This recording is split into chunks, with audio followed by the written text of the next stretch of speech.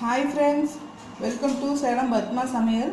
நம்ம சேனலை சப்ஸ்கிரைப் பண்ணாதே பண்ணிக்கோங்க, பக்கத்தில் இருக்கிற பெல் பட்டனையும் அழுத்திக்கோங்க.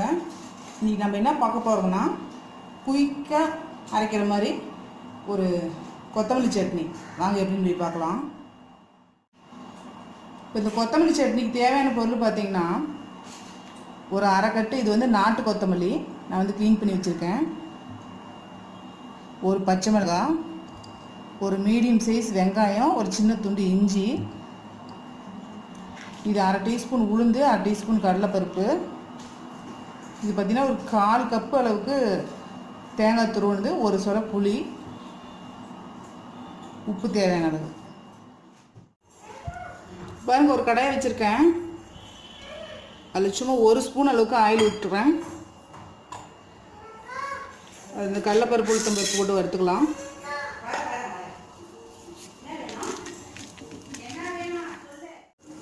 இப்போ பாருங்கள், இது இந்த அளவுக்கு செவந்துருச்சு. இந்த வெங்காயம், பச்சை மிளகாய், இஞ்சி 3 போட்டு வதக்கலாம்.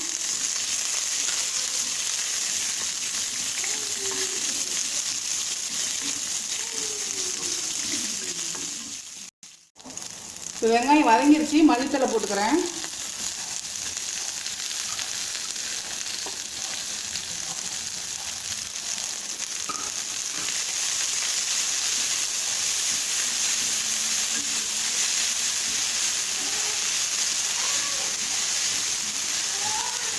இது நாட்டுத்தலைலாம் நான் தண்டோட போட்டிருக்கேங்க, நல்லாயிருக்கும், டேஸ்ட்டாக இருக்கும் நாட்டுத்தலை.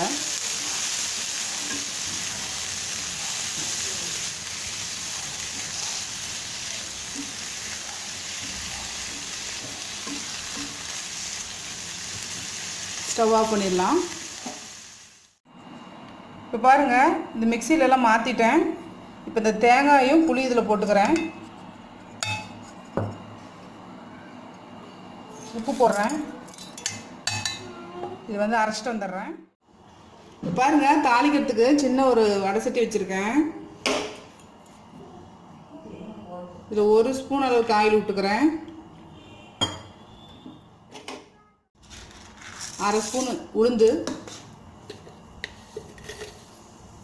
கடுகு ஒரு 1/2 டீஸ்பூன்,